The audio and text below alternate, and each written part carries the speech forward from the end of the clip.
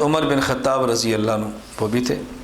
حضرت عمر بن خطاب نے کہا صدقت یا ابا بکر، ابو بکر آپ سچ فرماتے ہیں.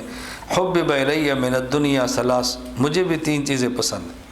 اب حضرت عمر کی پسند دیکھو، الامر بالمعروف نیکی کا حکم دینا، والنہی عن المنکر گناہوں سے روکنا، وثوب الخلق پرانے کپڑے پہننا.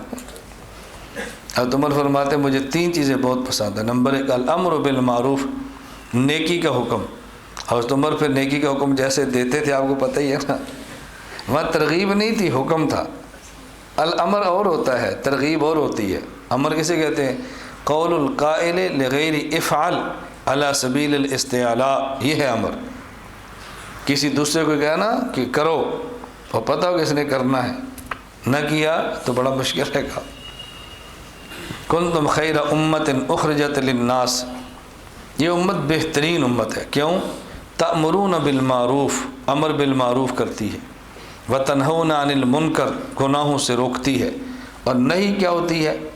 قول القائل لغیر لا تفعل علی سبیل الاستعلاء، کسی دوسرے کو آپ کے ہوئے یہ کام نہیں کرنا، اور کب کہیں؟ جب آپ کو طاقت ہو. یہ نہیں ہے لا تفعل.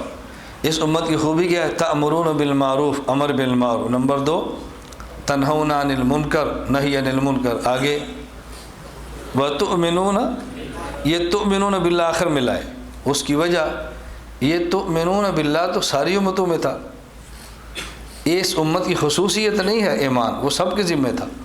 اس امت کی خصوصیت کیا ہے؟ تأمرون بالمعروف وتنہون. اب آپ کے ذہن میں اشکال آئے گا، اگر امر بالمعروف نیکی کا حکم دینا اور نہی عن المنکر گناہ سے روکنا اس امت کی خصوصیت ہے، تو پھر یہ واقعہ حدیث پاک میں کیوں ہے؟ اللہ رب العزت نے بھیجا جبریل امین کو کہ جاؤ فلاں بستی کو ہلاک کر دو، وہ میرے نافرمان ہے. جبریل امین آئے اور اس میں ایک عابد نیک آدمی بزرگ تھا، سجدے کر رہا، عابد عبادت میں. سیدھی حضرت جبریل نے دیکھا تو واپس گئے، کہا یا اللہ وہاں تو اتنا نیک آدمی ہے، اس کے ہوتے ہوئے پوری بستی تباہ کر دوں. ان فیہ عبدا لم یاسق طرفۃ عین، پل جھپکنے کے برابر اس نے کبھی آپ کی نافرمانی نہیں کی. اس کے ہوتے فرمایا ہاں پہلے اس کو پلٹو، اس پر بستی کو پلٹو.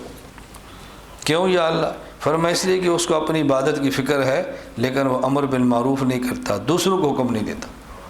تو اس کا مطلب امر بالمعروف تو ان پر بھی تھا. تو پھر اس امت کی خصوصیت کیا ہے؟ آپ کو معلوم ہے کہ میں اس کتاب کا حوالہ دیتا ہوں جس تک آپ کی رسائی ہو. اس کا معنی لوگ یہ سمجھتے ہیں کہ مولانا صاحب کو عربی کتاب نہیں آتی.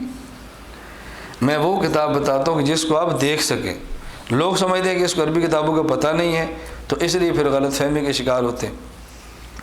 معرف القرآن مفتی محمد شفیع صاحب رحمۃ اللہ علیہ کی آپ دیکھ لیں، فرماتے ہیں امر بالمعروف ان میں بھی تھا، نہی عن المنکر پہلی امتوں میں بھی تھا، لیکن اس امت اور ان امتوں کے امر بالمعروف اور نہی عن المنکر میں فرق یہ ہے کہ ان کے امر بالمعروف کو مسترد کیا جا سکتا تھا، اس امت کے امر بالمعروف کو مسترد نہیں کیا جا سکتا. ان امتوں کے پیچھے عمومی طور پر وہ جہاد کی طاقت نہیں تھی جو اس امت کے پاس ہے. یہ خصوصیت کی وجہ ہے. ہم سمجھتے ہیں کہ صرف ترغیب و ترہیب وجہ ہے، یہ صرف وجہ نہیں ہے.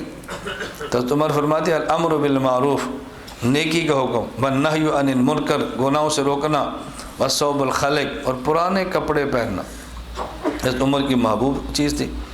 ایک مرتبہ حضرت عائشہ رضی اللہ تعالیٰ عنہ، حضرت حفصہ رضی اللہ تعالیٰ عنہ، یہ دونوں حضرت عمر کی خدمت میں رضی اللہ عنہ، کہ امیر المومنین آپ کو اچھے سے کپڑے پہنے، امیر المومنین ہیں. حضرت عمر رضی اللہ تعالیٰ عنہ کی حضرت حفصہ بیٹی تھی، ہماری تو ماں ہے، ان کی تو بیٹی تھی نا.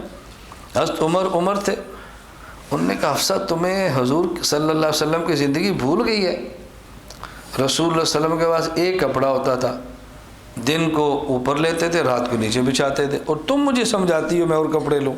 کوئی اور سمجھائے تو بات سمجھ آتی ہے، تم تو مجھے یہ باتیں نہ سمجھاؤ.